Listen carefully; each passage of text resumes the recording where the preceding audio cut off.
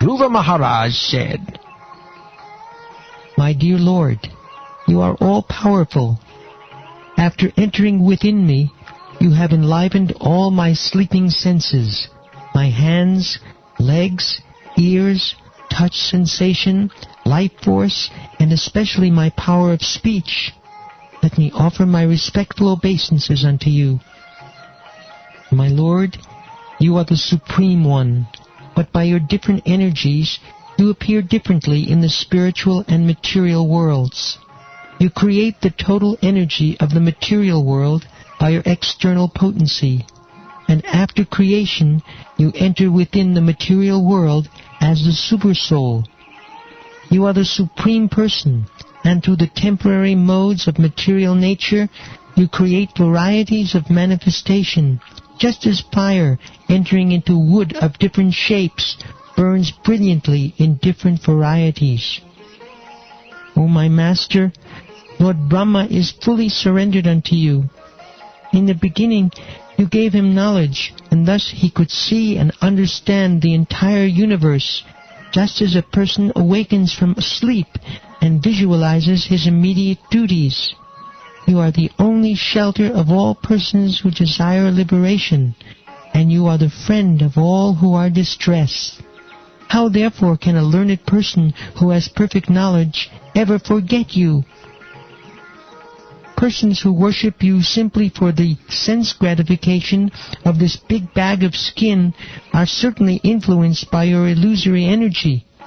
In spite of having you, who are like a desire tree and are the cause of liberation from birth and death, foolish persons such as me desire benedictions from you for sense gratification, which is available even for those who live in hellish conditions.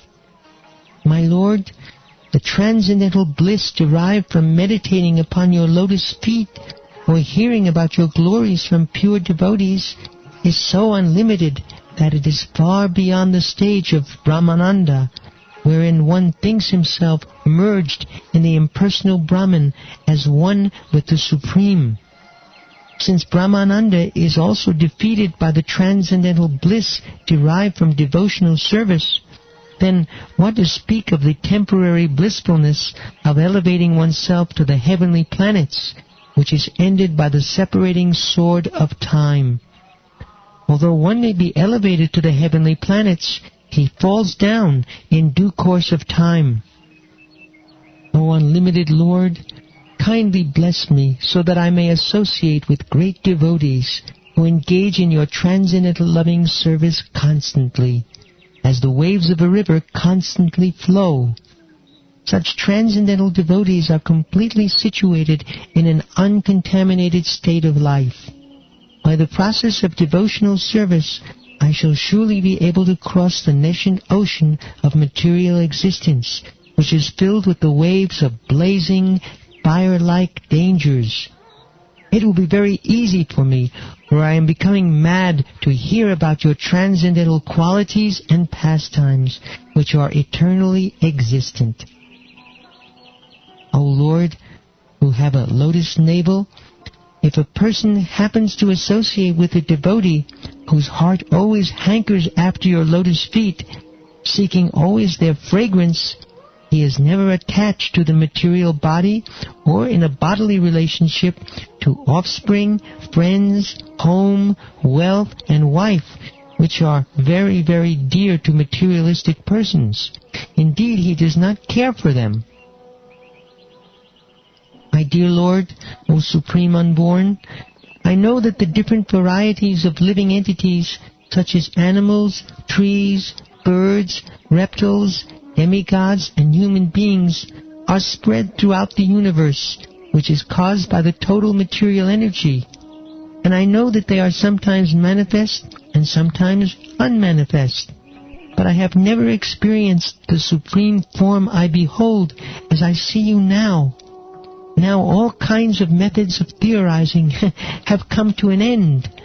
My dear Lord, at the end of each millennium, the Supreme Personality of Godhead, Garbhodakashayi Vishnu, dissolves everything manifested within the universe into his belly.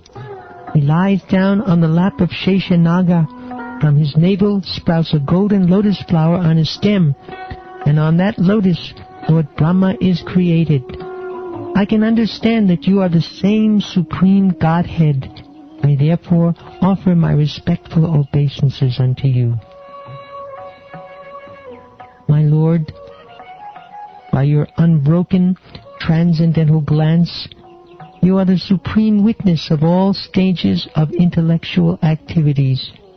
You are eternally liberated. Your existence is situated in pure goodness, and you are existent in the Supersoul without change. You are the original personality of Godhead, full with 6 opulences, and you are eternally the master of the 3 modes of material nature. Thus you are always different from the ordinary living entities. As Lord Vishnu, you maintain all the affairs of the entire universe, and yet you stand aloof and are the enjoyer of the results of all sacrifices. My dear Lord, in your impersonal manifestation of Brahman, there are always 2 opposing elements, knowledge and ignorance. Your multi-energies are continually manifest, but the impersonal Brahman, which is undivided, original, changeless, unlimited, and blissful, is the cause of the material manifestation.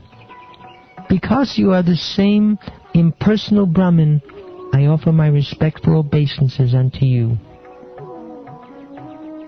My Lord, O Supreme Lord, you are the supreme personified form of all benediction. Therefore, for one who abides in your devotional service with no other desire, worshipping your lotus feet is better than becoming a king and lording it over a kingdom. That is the benediction of worshipping your lotus feet. To ignorant devotees like me, you are the causelessly merciful maintainer, just like a cow who takes care of the newly born calf by supplying milk and giving it protection from attack.